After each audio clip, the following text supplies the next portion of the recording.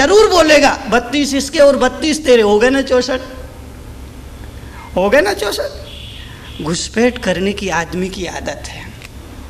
आदमी घुसपैठिया बन रहा है, घुसपैठ करना चाहता है, जबरदस्ती इंटरनेशनल ठस बनना चाहता है, जबरदस्ती घुसने की कोशिश करता है। मेरा बुजुर्गों से विशेष निवेदन है, मेरा बुजुर्गों से विशेष आग्रह है, मेरा बुजुर्गों से विशेष अनुरोध है। 21वीं सदी में सारी दुनिया जा रही है, 18वीं शताब्दी के विचार उन पर थोपोगे तो वो शायद स्वीकार ना करें, वो शायद उसे ना माने। इसलिए अपने विचार अपने पास रखिए, अपने विचार दूसरों पर मत थोपिए। बैठने के बाद ये मत कीजिए कि पहले ऐसा था, पहले ऐसा था, अब ऐसा हो गया, पहले भ्रष्टाचार था, पहले एक दूसरे के प्रति आदर था, मान था, सम्मान था, अब लेकिन जमाना बदल गया है, कैसा खराब युग आ गया है, कैसा खराब जमाना आ गया है कि लोग लाज ही नहीं बची है। बहू के मन में शर्म ही नहीं है, ना घूंघट करती है, ना आदर करती है। बेटा देखो किस तरह का कब रात में आता है, कब जाता है। अगर इस तरह के विचार आपने जबरदस्ती पड़ोसी से जाके कहे तो किसी दूसरे आदमी से कहे, इससे तुम्हारा सम्मान कम होगा, इससे तुम्हारा आदर कम होगा और तुम्हारा बुढ़ापा कष्ट में हो जाएगा।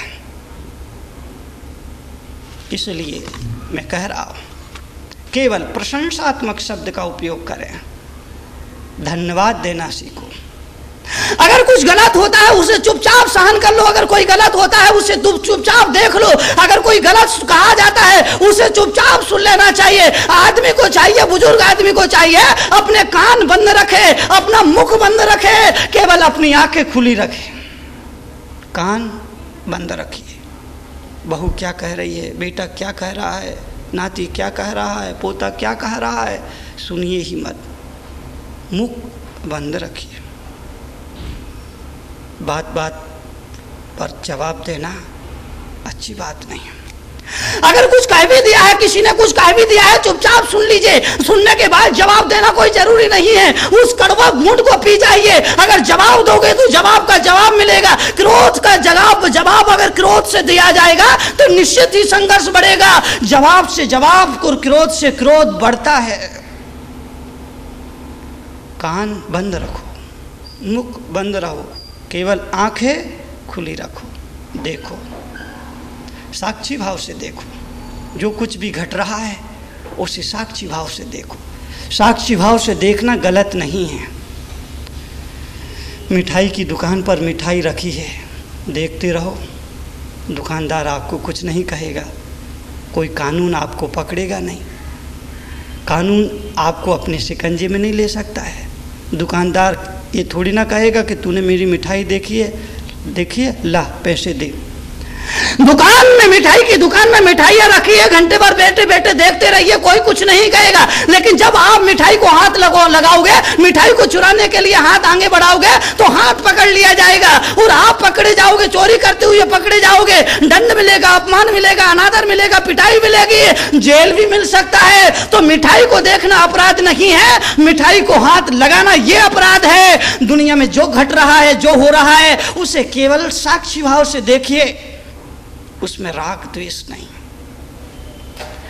देखते रहिए। इसी को तो कहा साक्षित्व की साधना। साक्षी बन करके जब आप देखना और जीना शुरू कर देंगे, आदि झंझटें, आदि संघर्ष, आदि विवाद अपने आप खत्म हो जाएंगे।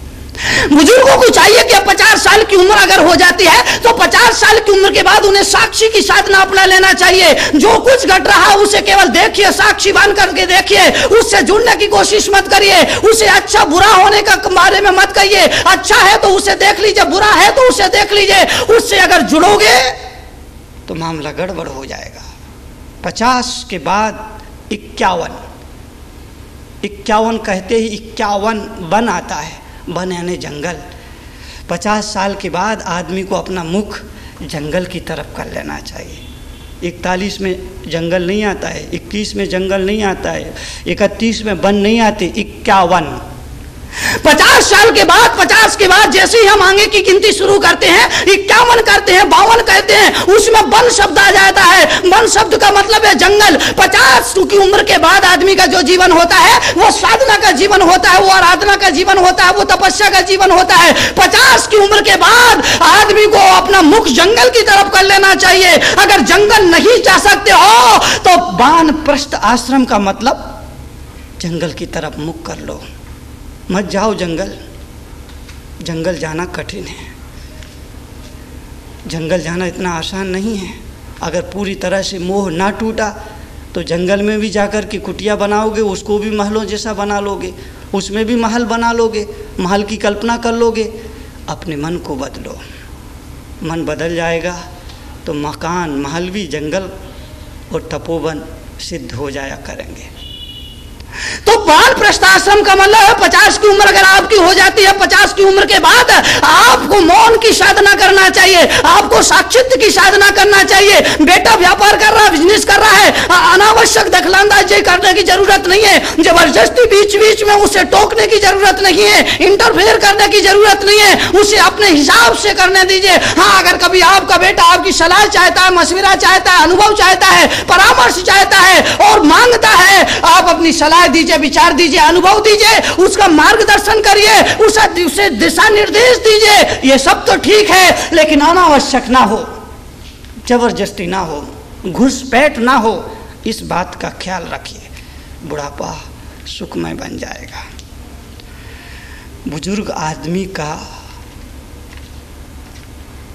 आदमी की जबान बहुत चंचल होती है, इसलिए मैं कह रहा हूं कि बुजुर्ग कम बोले, ज़्यादा ना बोले, दिन भर ना बड़बड़ाएं।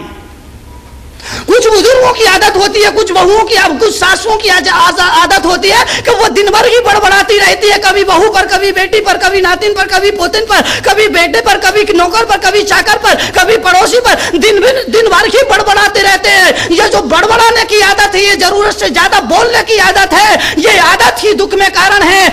आदमी कई वजह से दुखी है। कुछ लोग इसलिए दुखी हैं, ज़रूरत से ज़्यादा बोलते हैं, तो कुछ लोग इसलिए दुखी हैं कि समय पर बोलते ही नहीं।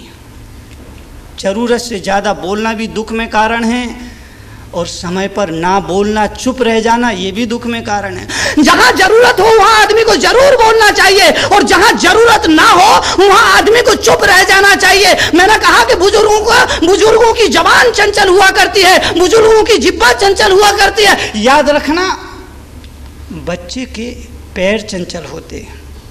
छोटा कोई बच्चा है, छोटा कोई बालक है, और उस बालक से कहो कि बेटा पप्पू, 5 साल की उम्र है उससे कहो बेटा पप्पू आलती पालती मार करके बैठ जाओ, पद्मासन लगा करके बैठ जाओ, 1 घंटा बैठ जाओ, हम तुम्हें 10,000 रुपये देंगे।